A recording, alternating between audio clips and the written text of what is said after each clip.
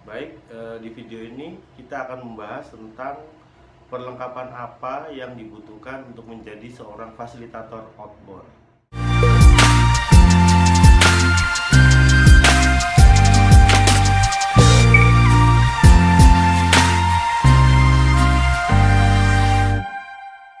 Assalamualaikum warahmatullahi wabarakatuh. Masih bersama saya Rio Kaliwatu.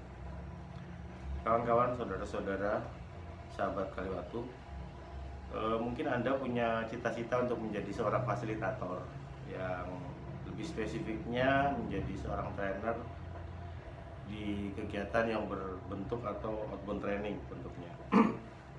Tentu dalam setiap melakukan kegiatan Anda harus memerlukan atau harus membawa beberapa perlengkapan yang merupakan perlengkapan standar yang bisa kita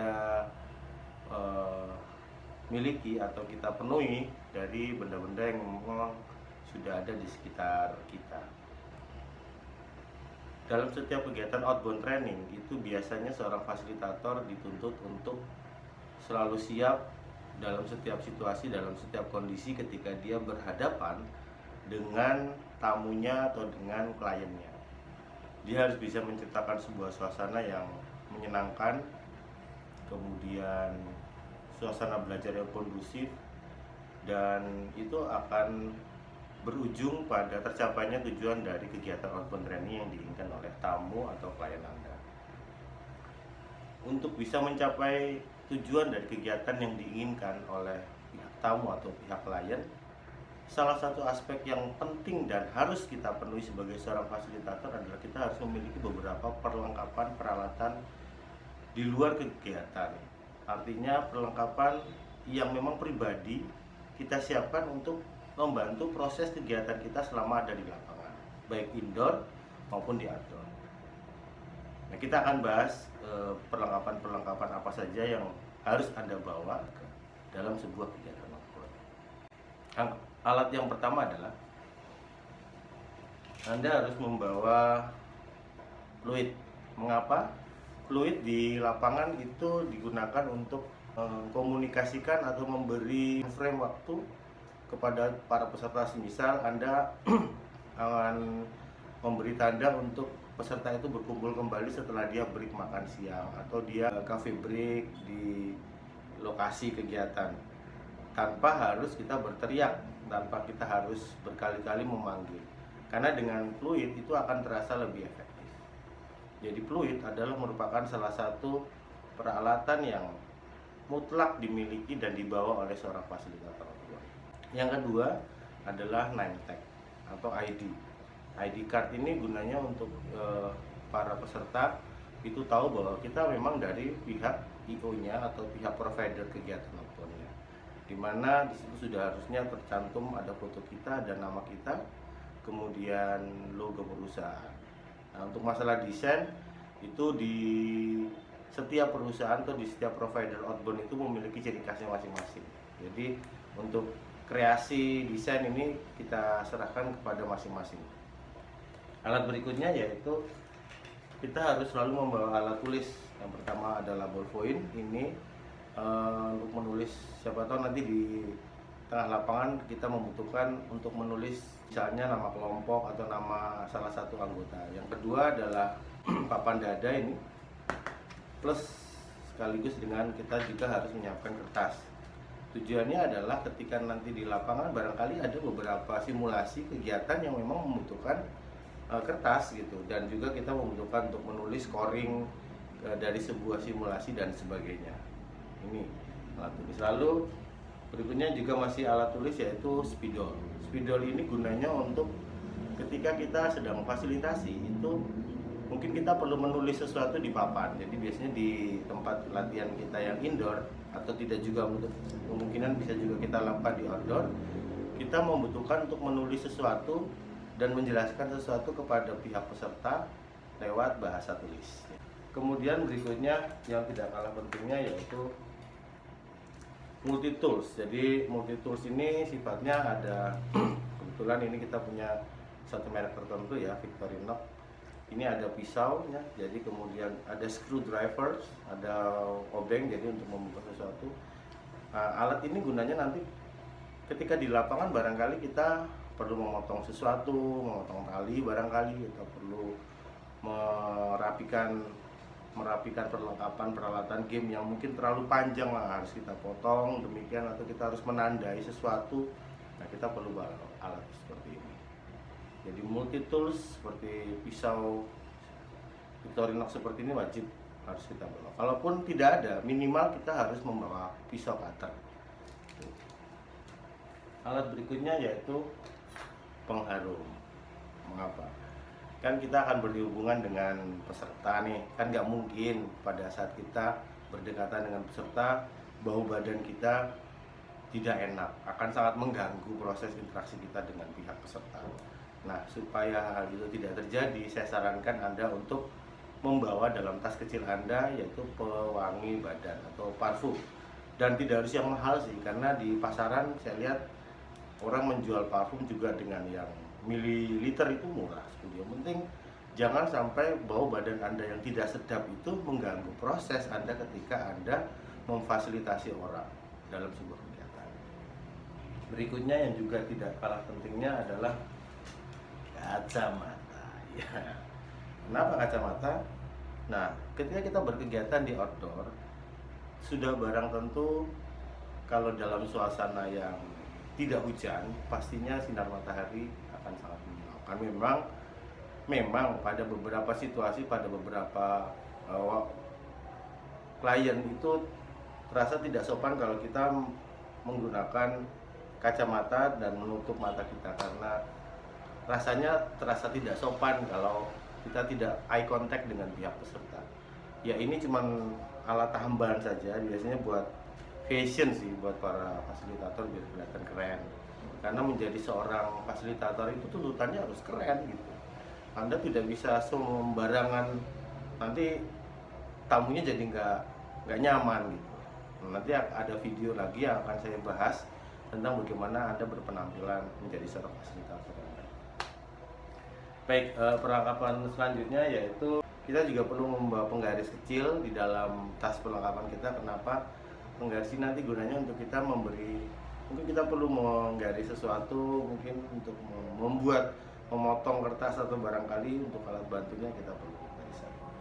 Lalu berikutnya handphone. Kenapa handphone?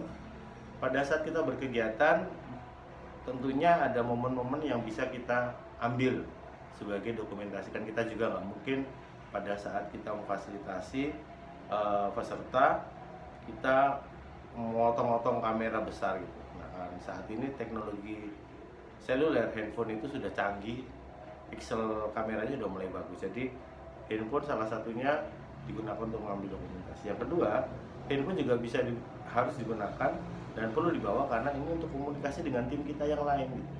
Jadi misalnya kita berada kegiatan di satu tempat yang site untuk simulasinya itu tidak di satu tempat, ada beberapa.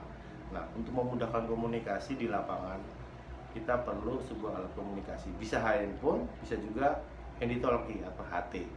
Nah, saya kira di daerah-daerah kegiatan outbound sekarang juga tidak banyak yang masih blank spot. Sekarang sudah rata-rata sudah tembus oleh jaringan seluler. Jadi ini wajib Anda harus bawa. Korek api. Kenapa korek api? Dalam setiap simulasi kegiatan outbound training itu kan biasanya ada yang dilaksanakan sampai menginap. Nah, di saat malam hari ada simulasi yang namanya api unggun yang juga kita harus mempersiapkannya dengan baik gitu, agar kegiatan itu terasa lebih hikmat, terasa lebih masuk, dan pada akhirnya peserta akan lebih puas. Korek ini sering dilupakan pada saat kegiatan api unggun. Jadi selalu sediakan korek, walaupun Anda tidak merokok ya, tetap sediakan korek api di dalam tas perlengkapan pribadi yang Anda bawa kemana-mana beserta perlengkapan tadi. Selanjutnya perlengkapannya yaitu senter. Senter digunakan untuk penerangan malam sih, biasanya untuk kegiatan ketika kita berkegiatan di malam hari. Itu bisa buat caraka malam, bisa buat jerit malam, atau buat solo camp. Jadi jangan sampai acara kita tergambat hanya gara-gara kita tidak bawa senter.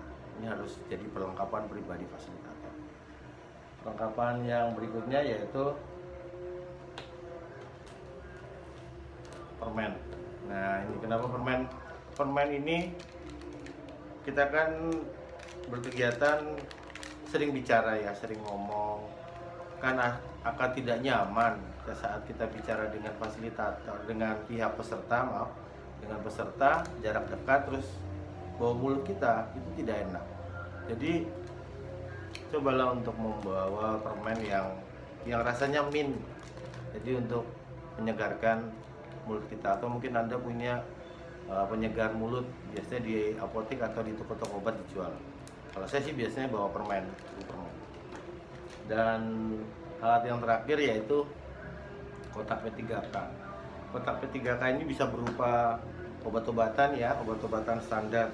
Jadi saya biasanya bawa obat yang untuk sakit kepala, kemudian biasanya untuk pusing karena mabuk begitu ya, karena biasanya peserta kita itu kan kemudian naik kendaraan dari lokasi tempat dia kemudian menuju ke lokasi kita outbound, itu siapa tahu di antara peserta kita ada yang mabuk, jadi kita harus siapkan. Lalu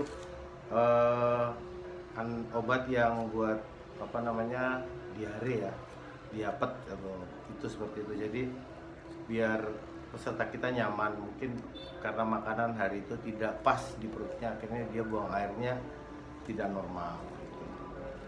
Lalu biasanya juga obat-obatan yang untuk obat flu biasanya itu juga harus kita siapkan. Dan selain obat yang sifatnya oral, juga kita juga perlu siapkan kasa, kemudian kita juga perlu plester, mungkin betadine, alkohol, obat merah.